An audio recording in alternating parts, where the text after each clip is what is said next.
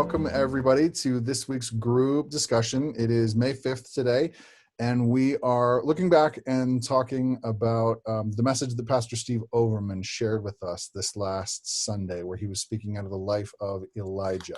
So if you haven't had a chance to go back and listen to that message yet, I highly encourage, go back and check it out.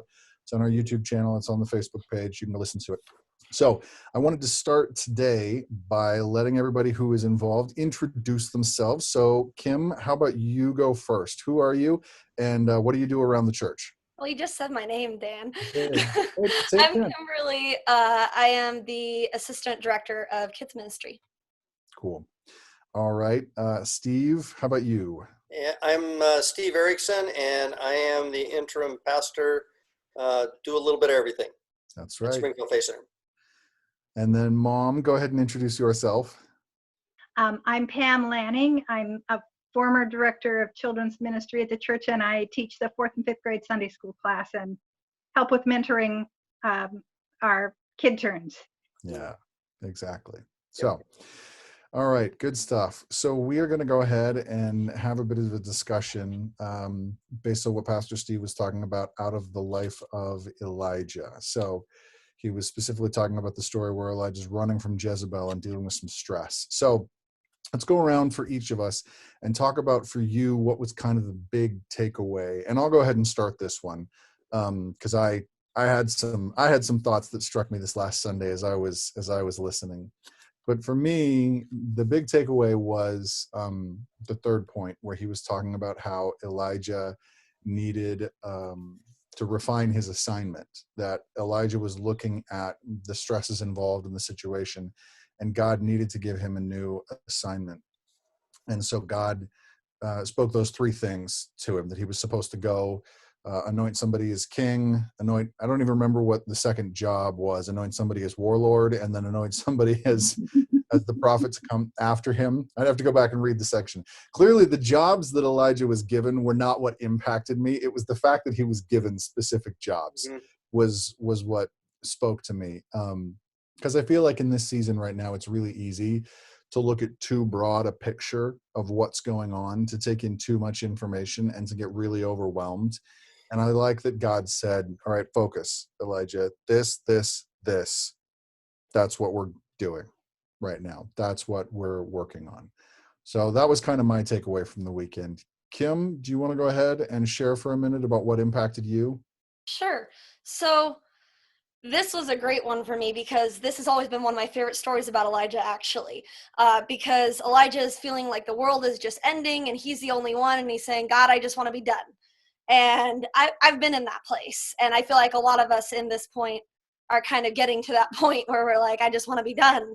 But God, he takes the time to tell Elijah, take a nap and eat some food, and then reset your perspective. Not just the reset of the assignment, but the reset of the perspective of, once you've taken a nap and eaten some food, things don't look so bad. And here's the reality of it, is that there are others who have not bended their knee to Baal. You're not the only one. You thought you were the only one, but you're not the only one. And just resetting that and looking at it from God's perspective and not just from our limited perspective helps with the stress and helps to cope with that.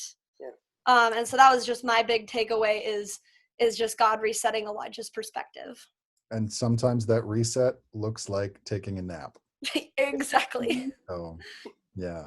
Steve, what about you? What was kind of the big takeaway for you? There were two takeaways, but I think the one about when he talks about the same point, the first point about refilling your tanks. He talked about eating the one meal, and then he went to sleep. And then he woke him back up and had him eat some more. And that meal lasted him for 40 days. Which I thought was a pretty decent meal. Give me some of that stuff. Right. My problem of it is I'm okay with the first meal that God gives me, and then I go off on my own. Right. That was my takeaway, in the fact of I need to wait for that second meal. I need to take that second feeding to where I can move forward in it. And so I just thought that was for me. I'm trying to look at that kind of, because I'm not a guy that likes sitting still. Yeah. And so it's one of those where I got to go, okay, I got to sit still longer. Yeah. Which is going to be, yeah, Yeah. for me. Sometimes that process of trying to be and to receive what God has for us, he wants it to take a certain amount of time, and we get partway into it and we think, I'm good, let's Yep, that's where go, I'm at. Yeah, I've received something, and God's saying, no, slow down, there's more. yeah, And we're ready to rock and roll. I like that. That's yeah. good. So, Mom, for you, what was kind of the big takeaway from the message this weekend? For me, it was the very practical presence of God throughout Elijah's whole ordeal. Like what Kimberly said about it, you know, eat, take a nap. But as Steve was talking, I was in my head, I was mentally kind of mapping out Elijah's journey. And it sounded like he was already on his way to Mount Horeb. Mm-hmm. And, but as God came to him and said, eat, take, sleep, this journey's too much for you. His concern was right there. And in fact, he sent an angel at first. He didn't just try to, he didn't try to just speak to Elijah until Elijah had already reached the mountain. He sent an angel to him. Sometimes when we're in that place of exhaustion and discouragement, you can't hear the voice of God very well. Or maybe that's just Yeah. me. I don't know. But That's everybody. yeah, but to me, it was just really encouraging that God was there for Elijah in very practical ways with exactly what he needed at each step of the journey and brought him all the way along and never rebukes him. He challenged him. Hey, what are you doing, Elijah? And then when he got to the end, the correction, excuse me, but there are 7,000 who haven't bent the knee. So God challenged him, but in the midst of encouraging him and providing for him and giving him what he needed to keep going. Yeah, I like that. That's good. That's good.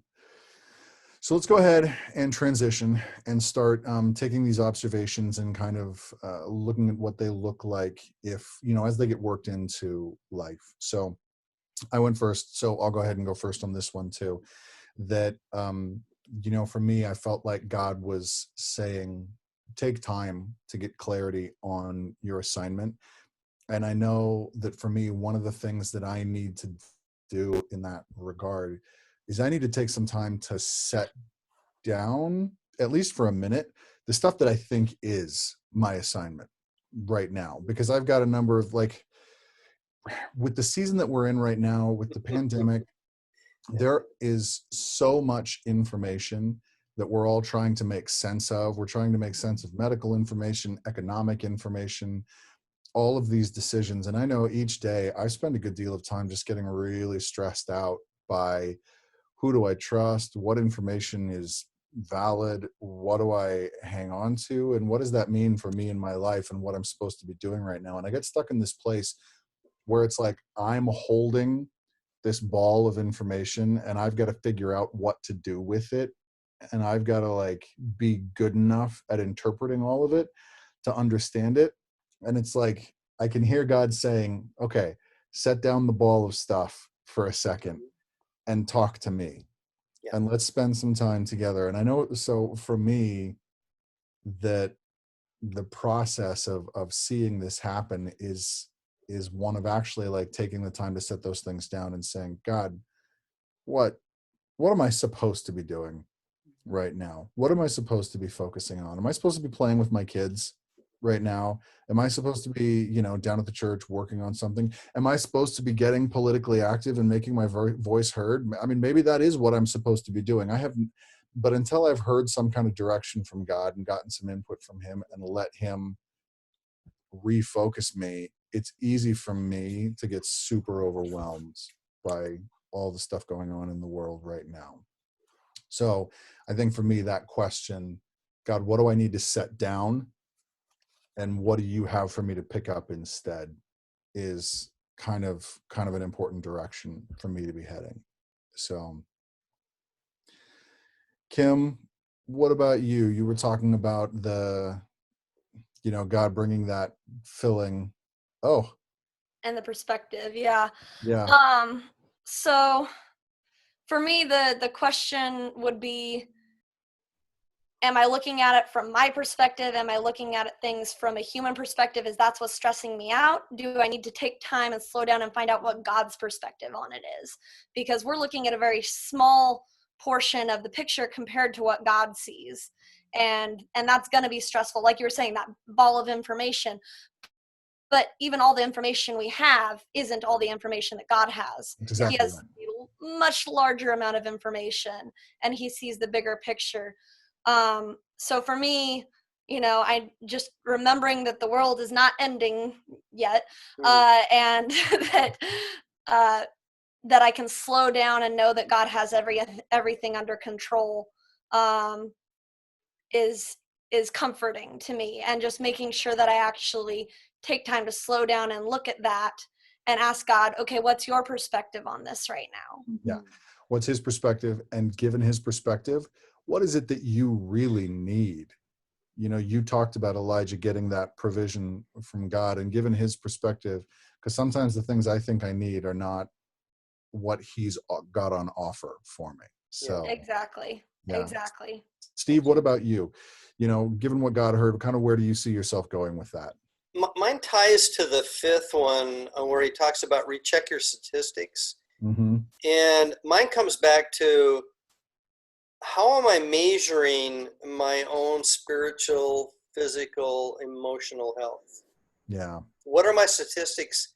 And do I need to reassess those in light of connecting with God so he can be able to reassess those, and how I do rest and how I do kind of move through this.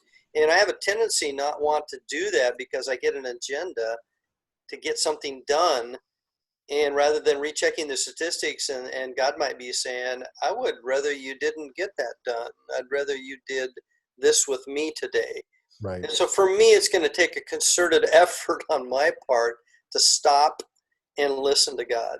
Yeah. And I don't know, I don't know how that's going to happen. I have to carry a bat with me or something and whack me in the head, or because there's so much of me wants to move forward, Right. but I so much know that I'm so much happier and healthier if I just sit back and do that. So that's kind of where I'm at. Wait for God's timing. I like that. Yeah, I like that. Mom, for you, what does the way forward look like? I've been reminded to look for God's presence and for his power. To know he knows what I need, and he has the power and the willingness to provide it, and he will. Yeah, I like that. One of the things that Steve said on Sunday that stuck with me was kind of at the end, where he said Elijah was starting to function under this mentality that he was responsible for all the things that needed to happen. And one of God's reminders for him at the end was to say, slow down. I'm in charge. At the end of the day, this is on me.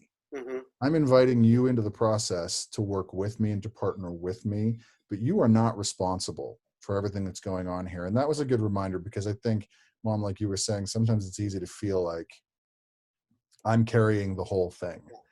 And it's a good reminder that the power of God is in this, and that really at the end of the day, he's the one in charge carrying the load.